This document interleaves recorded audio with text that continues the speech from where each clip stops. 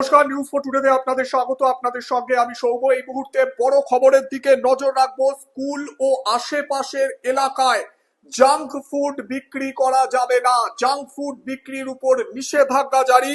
স্কুলের 50 মিটারের ভিতর চকলেট, চিপস, মিষ্টি পানীয়, কোনো ভাজাভুজি বিক্রি করা যাবে না। কোনো চর্বি জাতীয় খাবার, লবণযুক্ত খাবার, চিনিযুক্ত খাবার, এই খাবারগুলি বিক্রির উপর নিষেধাজ্ঞা জারি করলো প্রশাসন। জানা যাচ্ছে মহারাষ্ট্র সরকার এই বড় পদক্ষেপ নিয়েছে। আরো একবার আপনাদেরকে জানাবো, স্কুলের ছাত্রছাত্রীদের স্বাস্থ্যের দিকে নজর এবার প্রশাসনের। ছাত্রছাত্রীদের পুষ্টিকর খাবারের গুরুত্ব বোঝাতে এবার স্কুলের বাইরে জাঙ্ক ফুড বিক্রির উপর নিষেধাজ্ঞা জারি করা হয়েছে। ইতিমধ্যেই জানা যাচ্ছে বাড়িতে স্বাস্থ্যকর খাবারের অভ্যাস, পুষ্টি বিষয়ক শিক্ষা, নিয়মিত শরীর চর্চার মতো বিষয়গুলির দিকে কড়া নজর দিতে হবে, এমনটাই বলছে প্রশাসন। স্কুলের ভিতর কোনো ধরনের স্বাস্থ্য যেগুলি খারাপ হতে পারে সেই সব খাবার বিক্রি করা যাবে না। স্কুলের এলাকার ভিতর 50 মিটারের মধ্যে এই ধরনের খাবার বিক্রি করার উপর নিষেধাজ্ঞা জারি করা হয়েছে।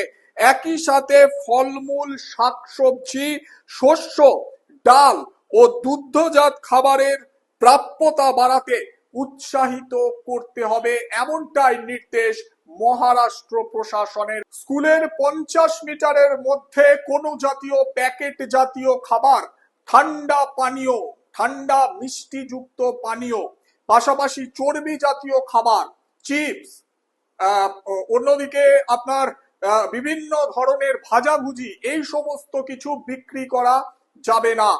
কার্যত সরকারি স্কুল, সরকারি অনুদান প্রাপ্ত স্কুল, এমনকি বেসরকারি স্কুলের বাইরেও এই নির্দেশিকা মানতে হবে।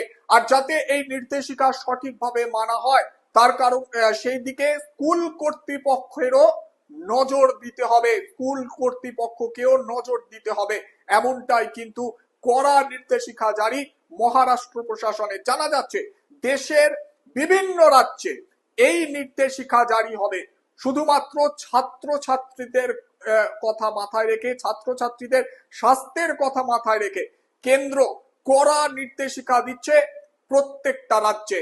ইতিমধ্যেই মহারাষ্ট্র সরকার কড়া নির্দেশিকা কার্যত জারি করে দিয়েছে। স্কুলের 50 মিটারের মধ্যে এই জাতীয় খাবার বিক্রি করা যাবে না।